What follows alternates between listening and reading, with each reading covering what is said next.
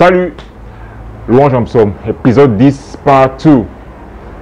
La voix humaine est aussi esthétique que porteuse de messages.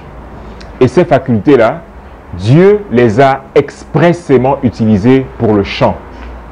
Et donc depuis les premières heures de la création, d'abord des voix angéliques, puis des voix d'hommes se sont élevées pour rendre gloire et honneur à ce Dieu-là.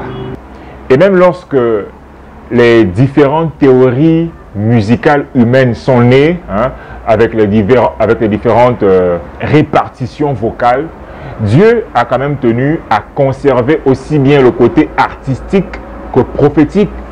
Prophétique, c'est-à-dire porteur de la pensée et donc de la puissance de Dieu.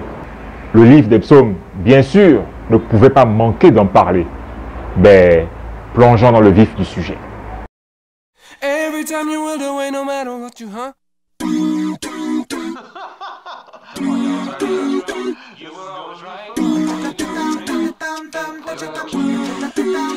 Oh yeah.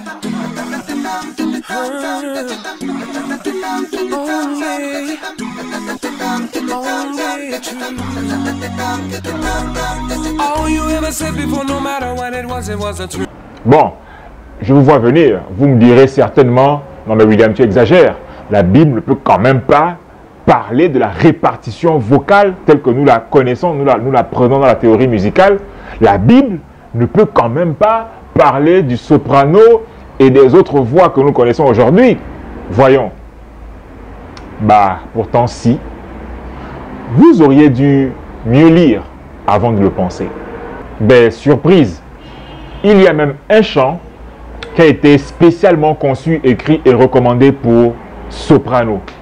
C'est le psaume 46. Voici ce que le psaume 46 dit au verset 1. Au chef des chantres, des fils de Corée, sur Alamoth, selon la version Louis II 1910. L'expression Alamoth se traduit littéralement par jeune fille vierge dans certaines versions, mais dans d'autres, l'expression Alamoth se traduit par voix de soprano.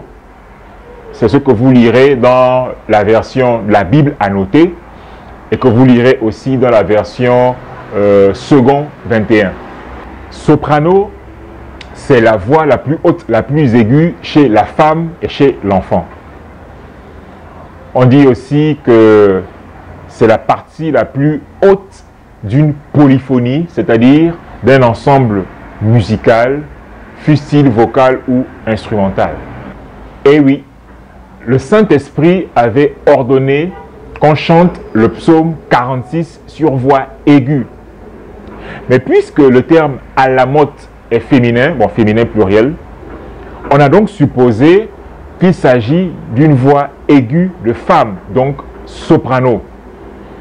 Mais il y a aussi une possibilité que ce soit une voix aiguë d'homme, donc ténor ou contre-ténor. La théorie musicale sur les voix a permis de distinguer parmi les soprani, celles qu'on appelle les mezzo-soprani ou soprano moyen, et les soprani, soprano, qui sont les voix les plus hautes.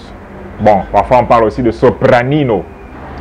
Chez les ténors, les voix aiguës d'homme, on peut distinguer le contre-ténor, qui est la voix la plus aiguë des hommes, des ténors, et le ténor lui-même. En revenant sur les Écritures, sur la Bible, il y a même des détails encore plus croustillants, notamment en 1 Chronique, le chapitre 15 au verset 20, qui nous dit qu'il existait à l'époque même des luttes ou des guitares qui étaient réservées à l'accompagnement des voix aiguës d'hommes et de femmes qu'on appelait les guitares ou les luttes d'Alamoth. Vous pouvez ainsi vous rendre compte de combien la théorie musicale était déjà suffisamment avancée, même depuis le temps des premiers chantres de David.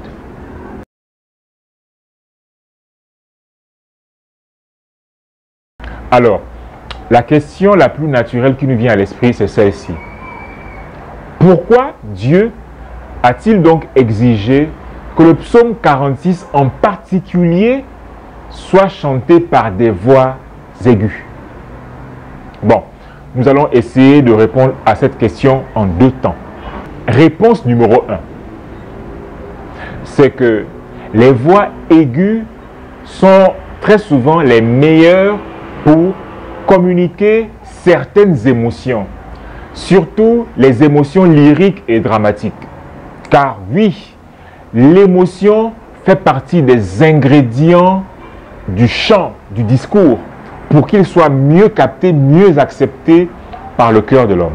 Dans leurs expressions particulières et en fonction des émotions, la théorie musicale a distingué justement parmi les sopranos, en relation avec la puissance vocale, avec le timbre vocal, avec le thème musical et avec certaines fioritures, on a distingué ce qu'on appelle le soprano colorature, le soprano lyrique et le soprano dramatique. Réponse numéro 2. Le message du psaume 46 est un message de confiance, d'espérance, de puissance et de protection. Ainsi donc, qui ou quoi de mieux que des voix aiguës et puissantes pour le chanter? Il fallait donc communiquer tous ces messages avec la sincérité, mais aussi avec l'émotion lyrique et dramatique qui doivent aller avec. Il est par exemple dit dans ce psaume que Dieu est un appui et un refuge dans la détresse. Il est dit que le croyant véritable doit demeurer sans crainte au milieu des terribles épreuves. Il est aussi dit que les sanctuaires de Dieu sont le lieu du repos de son Saint-Esprit. Et toutes ces choses, il fallait le dire avec passion, émotion, vérité, sincérité. Et qui de mieux que les sopranos et les ténors pour le crier?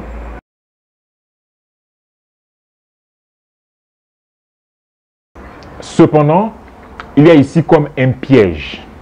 C'est le fameux piège de l'orateur ou du chanteur.